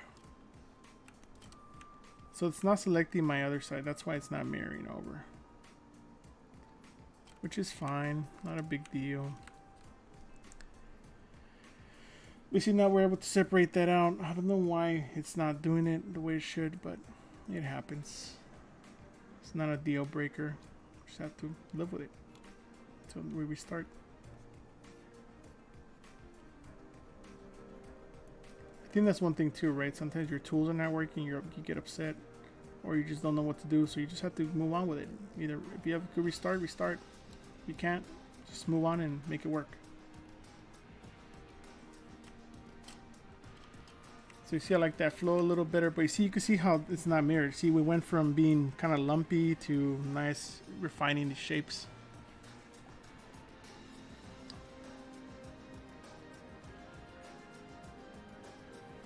Assign to one, yeah.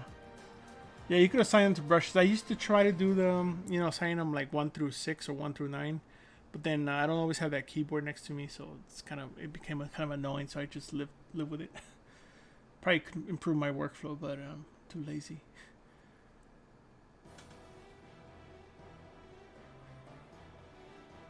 Yeah, you could download it from my Gumroad. You could download the configuration. It comes with these shaders and that type of stuff. So let me post that link again.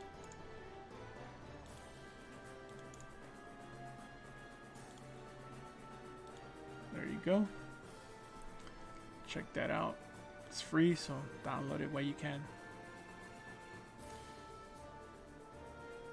Oh, this is the first time you've seen this stuff? Yeah, it's great, man. You should give this a try. There's a free version, so there's no harm in not trying it, you know? Let's see.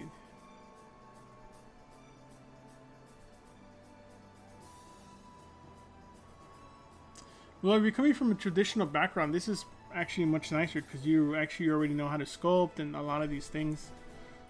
So you know, if you have all the fundamentals down, then the digital sculpting is going to be pretty easy for you, you know. Sorry, I just hit save, so it's taking a second to kind of save. So I think just practice, get familiar with the tools. Of course, you don't need a big tool set. You know, that's why I have my UI here, because I only have the minimal brushes that I use, and even within these, you see that I don't use them all the time. You know, I use some all the time, like move and inflate and flatten. Those are like my favorite in clay. Probably like 4 brushes that I use all the time, but the rest get used more sporadically. And then, you know, there's so many brushes that could be kind of overwhelming to kind of use all these, and all these have a specific use. So you don't need to learn them all as you're going, you know. For me, since I'm left-handed, that's the reason I have them on there, because it's easy. Instead of me going in here and typing it in or mapping it, I just go here, click, move on, click, move on. You know, that's the reason that's on the left side. But if you're right-handed, I would recommend moving all this to the opposite side. That way, it's easier on your side. It's like a minimal travel right from here to here. It's just a wrist. Little bit of wrist twisting, and then you're good. Let's see.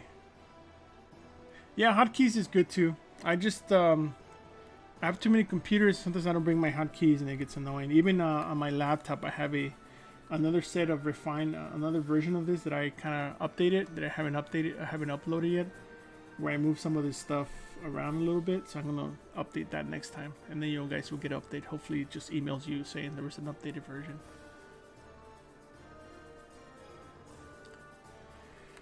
Yeah, so let's continue on this guy. Let's see, this little spiky thing is bothering me. Let's just tweak it down. I don't know why, just maybe a little too much. There you go.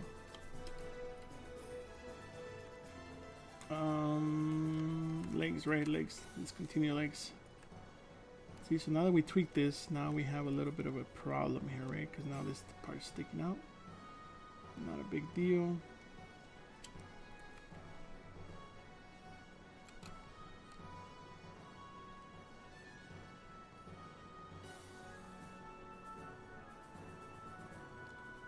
Yeah, hopefully all you guys are staying safe out there.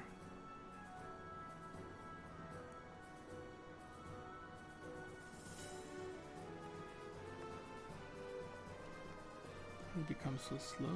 There we go.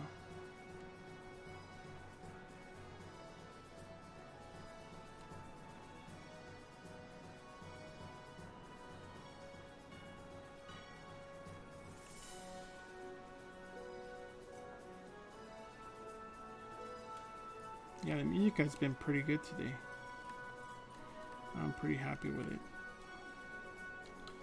So we'll just have to refine this. So we're gonna blur it, just a little blur. So I like this for the, I think this needs to be broken up.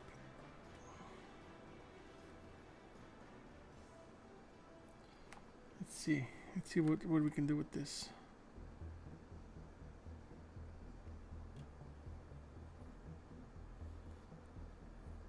Yeah, I think something like that works. Just give it a little more flex.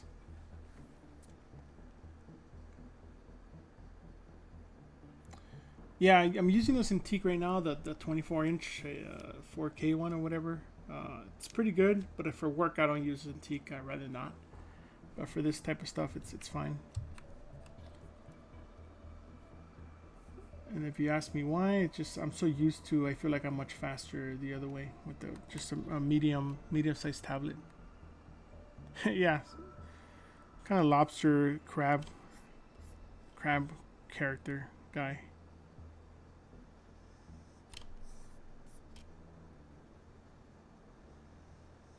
So you see, this is one piece, but we're gonna, you know, at this time we can just play around with it and make it one.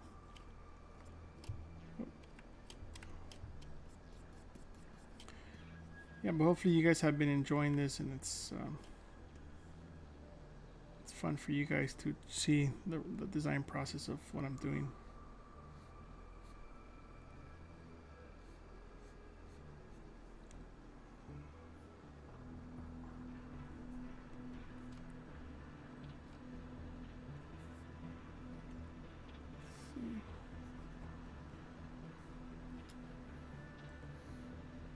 So here's a little more room for those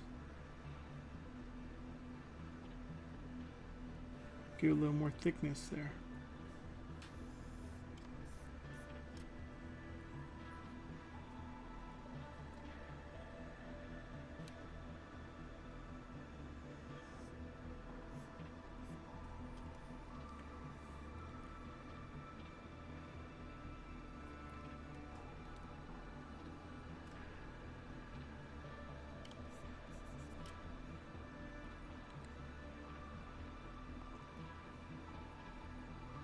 So not all of these need to be connected because they're obviously attached to some kind of flexible surface. Hey, what's up, Carl? Yeah, Sebastian on steroids. Yeah, exactly, man. He's been working out. He's pissed. Hey, what's up, Side Effects? How's it going, man? Or girl? I don't know. Sorry, I just say guys. So let's work on this back piece. We haven't really touched this guy. We've been kind of overall working on the back, so that way it kind of fleshes out this whole back part.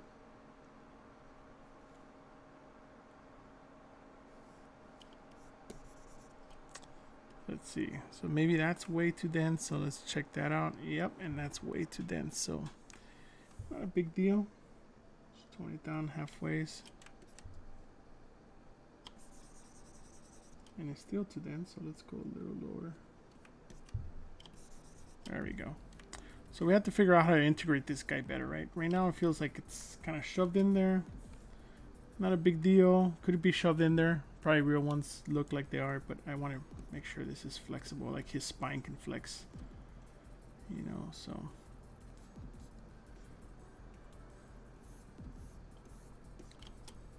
Little kind of tail. Maybe it just flaps if he needs it, you know?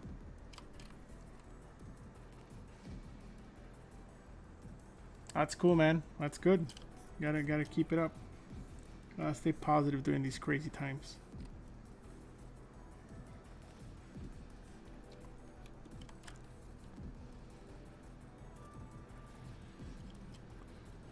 So here, I feel like these guys could be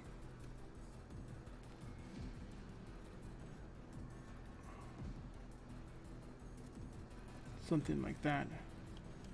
And also from the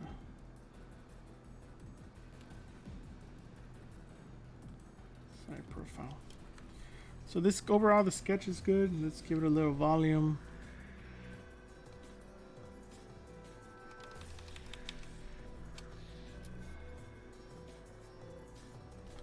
Let's smooth all this stuff together.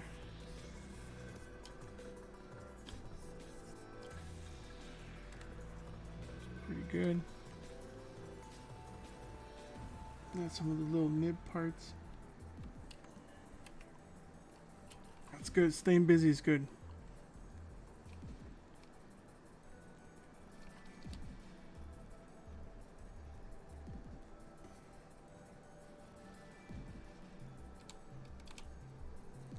So one thing I'm also doing is making the brush as I'm going bigger and bigger, so that some of these little nib parts are not just tiny little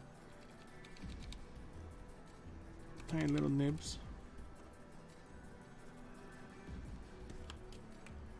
Integrating that a little more, you know, and we can also do that some of that stuff up here again. You know, if we need to erase some of these guys, we can always. I feel like those were added to the wrong piece. Like maybe it should be on that other one.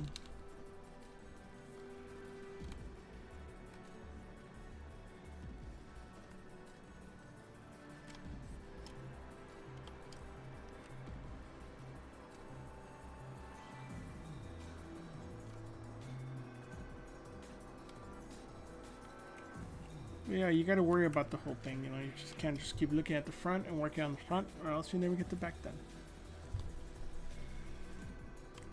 So that seems to be working, so let's continue on the legs. So I think on the legs we're gonna have to make these longer. So it'd probably be more like 9 feet tall or something at the end of this whole thing. Also have to figure out what's going on with the feet. So maybe we're gonna combine a few things. So I think we're going to combine these legs and these feet that are just roughed in. So we can just move them all at one time.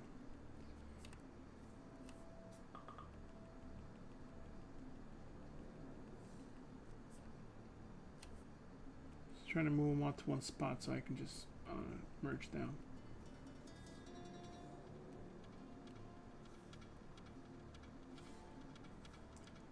And now all these pieces are all one piece, so they should be easier to move, especially if I'm going to do, either if I want to do something like this, right, and just kind of shift this whole thing down. So by holding Alt and pressing that button, it kind of resets that transform, so I'm not, you know, like moving this stuff offset like a weird angle. I just want to move straight down. Then I could tweak it. Hey, how's it going, Miguel? Let's see, we have about 10 minutes. So obviously I'm softening the transition so that way you don't see a straight cut. Now we go back to the skin, do the same thing, kind of select this part and extend that down as well. Same thing, just, and we'll probably also bend the knee a little bit.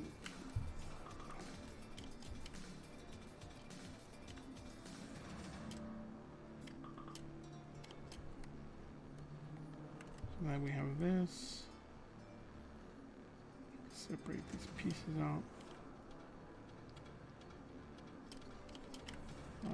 And now, since we know we need to bend that leg, we can start kind of doing that. Oh. So now we can mask all this stuff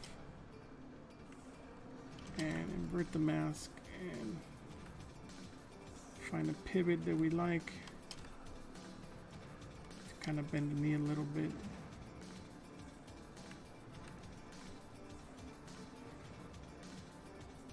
Just a bit, not too much, you know. They won't have to flex the other piece too.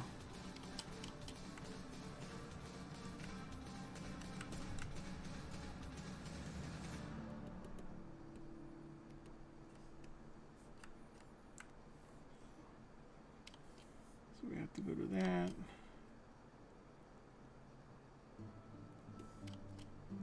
So you just give it a little bit of a flex. I think I have to go check the other layer because I didn't select the inside. That's not a big deal. Just undo that. And for some reason it didn't select the inside again.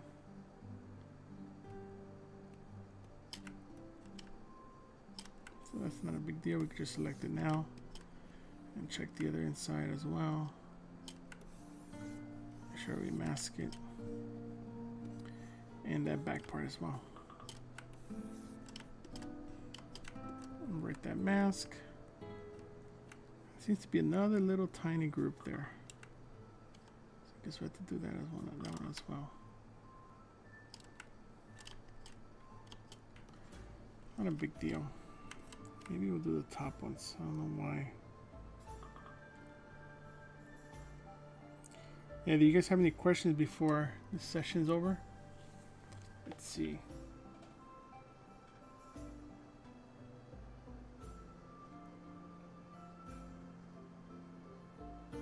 Outriders, yeah, that would be cool, right?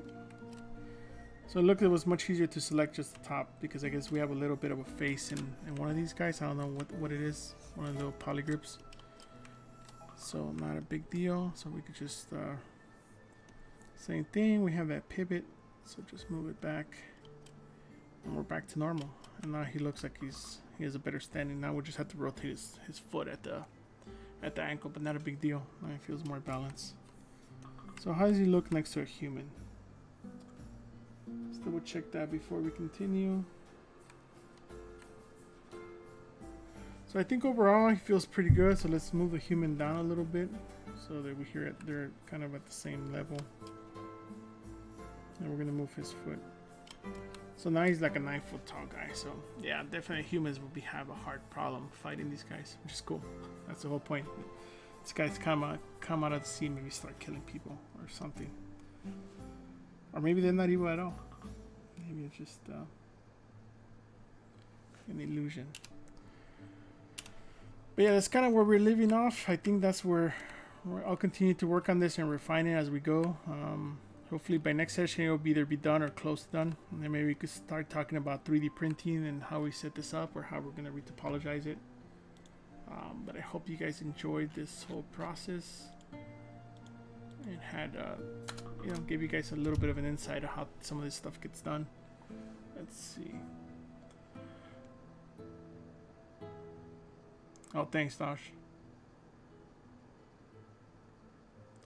Yeah, I'm just kind of talking as I'm going, what's going on what's going on in my head, so that you guys can, you know, makes it easier for you guys to also, you know, be able to express yourselves and do your thing. But yeah, that's kind of where we left off. So I'll probably be doing some nicer renders of this stuff without the clay now that we're getting more secondary stuff in there, and you know, maybe just add a little noise to the surface. But thanks, guys. I'll see you guys in probably 2 weeks on here on the Pixologic channel. But feel free. Actually, I should post a link to my channel. That way I don't in case you guys see me or you guys are on YouTube, you guys can follow me there and see some of this. Maybe I'll continue with this or something new. Let me just go to my channel. Yeah, if you guys are on there, feel free to follow me or... Thanks, Carl. So yeah, check out my YouTube channel. Hopefully this Wednesday we can be on and we'll work on some more stuff. If you guys have any questions, we'll continue there as well. If not, we'll be back in 2 weeks from now to continue working on this guy or something else. If you guys have any suggestions, feel free to send me an Instagram message or anything of stuff you'd like to learn or stuff for me to cover. Yeah, appreciate it, guys. With that, so I'll leave you guys with that. Thanks a lot. I'll see you soon. Keep sculpting. Let's see. Yep. See you guys.